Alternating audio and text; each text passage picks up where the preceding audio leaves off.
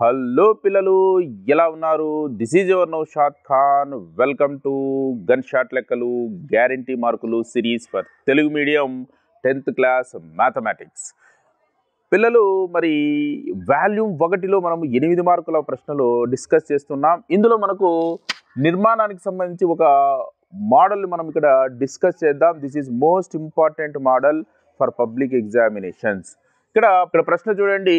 ఇచ్చిన త్రిభుజము ఏబిసికి స్వరూపంగా ఉంటూ దాని భుజాలకు 5/3 రెట్లు, ఇక్కడ గమనించాలి, 5/3 రెట్లు ఉండే అనురూప భుజాలు కలిగిన త్రిభుజాన్ని నిర్మించండి అని ఒక నిర్మాణం ఇవ్వడం జరిగింది. చాలా సులభంగా ఈ నిర్మాణాన్ని నేర్చుకోవచ్చు. 8కి 8 మార్కులు కూడా సాధించవచ్చు. మనకు ఏ రకమైనటువంటి మ్యాథమెటిక్ ఫార్ములాలు కానీ ఏవి రాకున్నా కూడా దీంట్లో సులభంగా మనం మార్కులు తెచ్చుకోవడానికి అవకాశం ఉంటుంది, జాగ్రత్తగా ప్రాక్టీస్ చేసినట్టయితే. మరి దీనికి సంబంధించినటువంటి నిర్మాణ సోపానాలు కూడా రాసి ఉన్నాం. ఒక్కొక్క సోపానం గురించి చెప్పుకుంటూ ఇక్కడ నిర్మాణాన్ని కూడా చేద్దాం.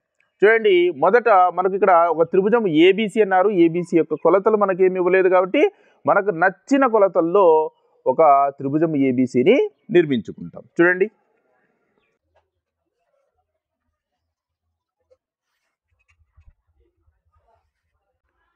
ఇది త్రిభుజము ఏబిసి.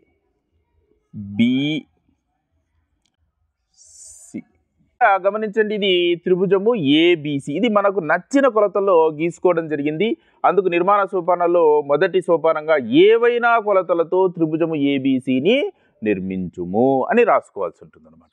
తర్వాత మరి మనం ఏం చేస్తామంటే ఇక్కడ బీసీ భుజముతో అల్పకోణము చేసేటటువంటి ఒక కోణ కిరణాన్ని గీసుకుంటాం. ఈ కోణ కిరణము ఎలా ఉండాలంటే బీసీకి ఏ శీర్షము ఏదైతే ఉందో, ఏబిసిలో ఏ ఎక్కడైతే ఉందో దానికి వ్యతిరేక దిశలో బీసీతో అల్పకోణము చేసేటటువంటి ఒక కోణ కిరణాన్ని గీసుకుంటాం. చూడండి, ఈ విధంగా చూసామనుకోండి, ఈ కోణము దాదాపుగా అల్పకోణం ఉంటుంది. ఇలా తీసుకునే అనుకోండి కరెక్ట్గా 90 డిగ్రీలు. ఇలా అయితే అధిక కోణం అవుతుంది. కాబట్టి 90 డిగ్రీల కన్నా తక్కువగా ఎంతైనా తీసుకోవచ్చు. ఇక్కడ మనము ఇది తీసుకోవడం జరిగింది. ఇంత కోణం తీసుకుందాం. ఇది కాస్త పొడవుగా గీసుకోవాలి. ఇది బిఎక్స్ అనుకుందాం. బిఎక్స్ కిరణం ఇది బీసీతో ఎంత కోణాన్ని ఏర్పరుస్తుంది అంటే ఒక అల్పకోణం. కోణం విలువ అవసరం లేదు. అల్పకోణం అంటే 90 డిగ్రీల కన్నా తక్కువ కోణాన్ని ఏర్పరిచేటటువంటి ఒక కోణ కిరణాన్ని గీసుకోవాలి. చూడండి, ఇదే మరి నిర్మాణంలో కూడా రాసుకోవడం జరుగుతుంది. చూడండి, ఈ బీసీ భుజానికి శీర్షము ఏ ఉన్నటువంటి వైపునకు వ్యతిరేక దిశలో దానితో అంటే ఇక్కడ బీసీతో అల్పకోణము చేయనట్లు బిఎక్స్ కిరణం, ఇది కిరణం యొక్క గుర్తు, bx కిరణమును గీయుము.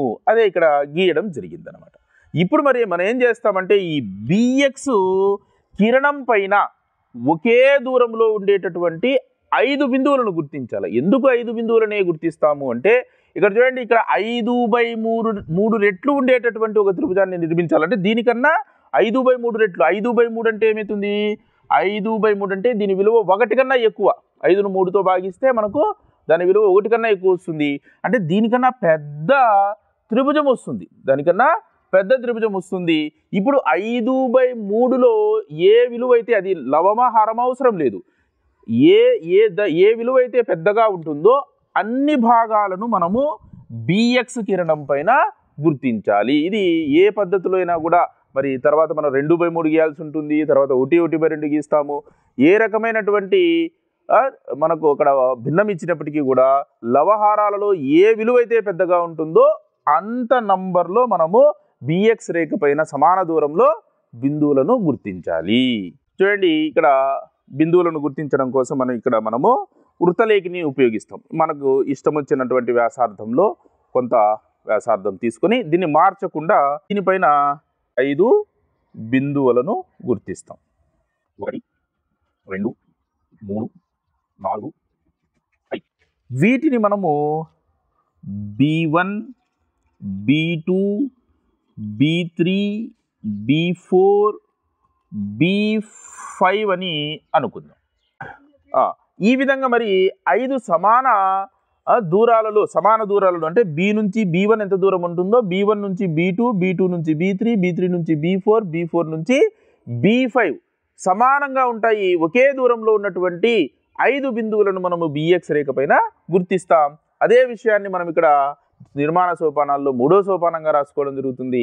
BX కిరణంపై BB1 = B1 B2 అదే విధంగా అన్నమాట B2 B3 B3 B4 B4 B5 గా అగునట్లు ఎన్ని బిందువులు గుర్తించాలి? 5 బిందువులను గుర్తించుము అని మనం నిర్మాణ సోపానంలో 3వ సోపానంగా రాసుకుంటాం. తర్వాత చూడండి, ఇక్కడ ఈ 2 విలువలలో ఇప్పుడు పెద్దది చిన్నది అవసరం లేదు. హారములో ఎంతైతే ఉంటుందో, హారంలో ఏదన్నా ఉండిలేండి, హారములో ఎంతైతే ఉంటుందో ఆ బిందువు నుండి, హారంలో ఇక్కడ ఎంత ఉంది? మనకు 3 ఉంది. ఆ బిందువు నుండి మనము ఇక్కడ సి బిందువుకు కలపాలి. అది 4వ సోపానం. చూడండి, B3 నుంచి సి. రైట్. ఇప్పుడు మనం ఏం చేస్తామంటే, ఇది 4వ సోపానంగా B3Cను కలుపుము అని రాస్తాం. ఇప్పుడు మనం ఏం చేస్తామంటే, ఇక్కడ B3 దగ్గర ఎంత కోణం అయితే ఏర్పడింది, ఈ కోణము ఎంతైతే ఏర్పడిందో అంతే కోణము B5 మిగిలినటువంటి పార్ట్ అన్నమాట. అంతే కోణము B5 దగ్గర కూడా ఏర్పడేటట్టుగా చేస్తూ ఒక రేఖను గీయాలి. ఆ రేఖ ఏమవుతుంది అంటే B3Cకి సమాంతర రేఖ అవ్వడం జరుగుతుంది. అంటే B3Cకి మనం ఇప్పుడు ఒక సమాంతర రేఖను గీయాలి. దేని గుండా గీయాలంటే B5 గుండా గీయాలి. అది గీయడం కోసం మనం వృత్తలేఖను ఉపయోగించి ఈ 2 చోట్ల కూడా సమాన కోణాలు వచ్చేటట్టుగా గీసుకుంటాం. ఎందుకంటే సమాన కోణాలు వచ్చాయనుకోండి, అవి సాదృశ్య కోణాలు అవుతాయి. సాదృశ్య కోణాలు సమానమైతే ఆ 2 రేఖలు కూడా సమాంతరాలు అవుతాయి. చూడండి, మరి ఇక్కడ సమాంతర రేఖలు గీసే క్రమంలో మనం ఏం చేస్తామంటే, మనము వృత్తలేఖని పైన ఎంతో కొంత కోణాన్ని తీసుకుంటాం.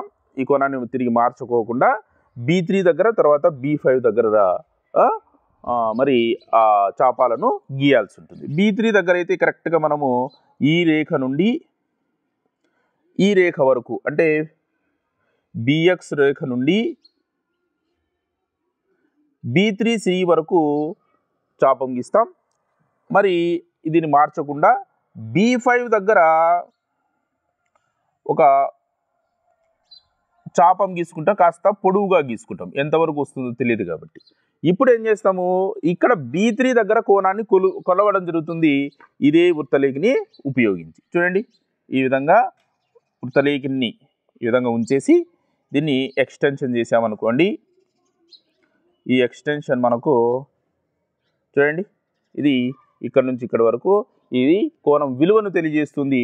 అంతే ఇక్కడ కూడా మనం ప్లేస్ చేసుకొని చూడండి, ఇక్కడ ఒక బిందువును మనము గుర్తించుకోవాలి. ఇది బిందువు అవుతుంది. ఈ బిందువు నుంచి ఈ బిందువు తర్వాత B5 గుండా మనం ఒక రేఖను గీసినట్టయితే అది B3Cకు సమాంతర రేఖ అవుతుంది. చూడండి, B5 మరియు ఈ బిందువు.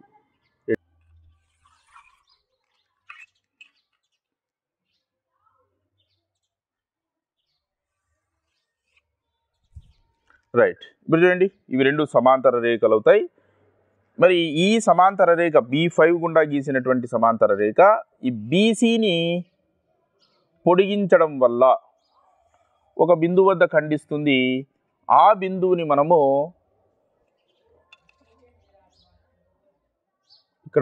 ఇక్కడ ఖండిస్తుంది. ఈ బిందువు వద్ద ఖండిస్తుంది. ఈ బిందువుని మనము C' అనుకుంటాం. C'. చూడండి, మన దీనికి సంబంధించినటువంటి నిర్మాణ సోపం 5వ సోపానంగా ఏం రాసుకుంటామంటే, B3Cకి సమాంతరంగా ఉండేటట్లు B5 గుండా ఒక రేఖను గీస్తే అది BCను ఎక్కడ ఖండిస్తుంది? C' వద్ద ఖండించును. ఇది 5వ సోపానం అవుతుంది. మరి ఇప్పుడు మనం ఏం చేస్తాము అంటే, ఇప్పుడు C' గుండా ACకి ఒక సమాంతర రేఖను గీయడం జరుగుతుంది. ఇదే పద్ధతిలోనే అది ఈ BAకు ఎక్కడో చోట ఖండిస్తుంది. BAను పొడిగిస్తే ఒక బిందువు వద్ద ఖండిస్తుంది. ఆ బిందువుని మనం ఇక్కడ A' అని అనుకుంటాం. చూడండి, ఇదే విధంగానే మనము ఇక్కడ ఫస్ట్ మనం ఏం చేస్తాము, ఇక్కడ సి వద్ద ఎంతో కొంత వృత్తలేఖినిలో కొంత కోణం తీసుకొని సి వద్ద ఒక చాపం గీయడం జరుగుతుంది. మరి దీన్ని మార్చకుండా సి డాష్ వద్ద కూడా ఒక కోణ చాపాన్ని గీసుకుంటాం. ఇప్పుడు దీన్ని కొలవడం జరుగుతుంది. చూడండి, ఈ విధంగా దీన్ని కొలుస్తాం. ఇంతే కొలతను ఈ చాపంలో ఖండించాలి. ఈ విధంగా ఖండన బిందువును గుర్తించాలి. ఇప్పుడు ఈ ఖండన బిందువు తర్వాత సి డాష్ గుండా మనం ఒక రేఖను గీస్తే అది ఏసీకు సమాంతర రేఖ అవుతుంది. చూడండి, సి డాష్ గుండా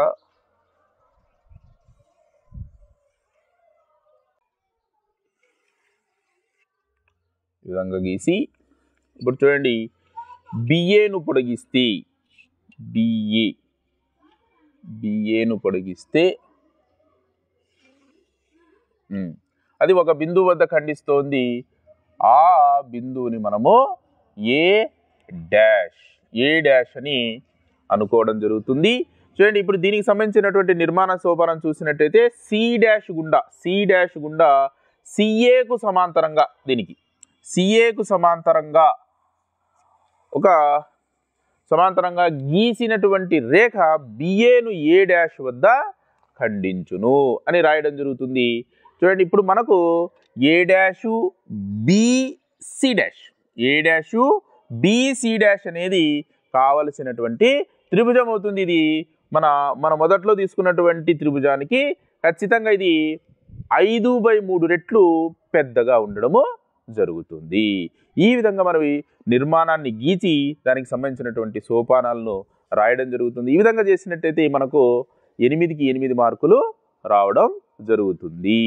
మరి ఈ వీడియో మీకు నచ్చిందని నేను భావిస్తున్నాను. ఈ వీడియోకి మీకు నచ్చినట్టయితే లైక్ చేయండి, షేర్ చేయండి మరియు సబ్స్క్రైబ్ చేయండి. ఒకవేళ మీకు ఉపయోగపడకపోయినా ఇది ఎవరికైతే ఉపయోగమని మీరు భావిస్తారో వాళ్ళకు తప్పక షేర్ చేస్తారని నేను ఆశిస్తున్నాను. Thank you so much for watching this video and choosing my channel. Good bye.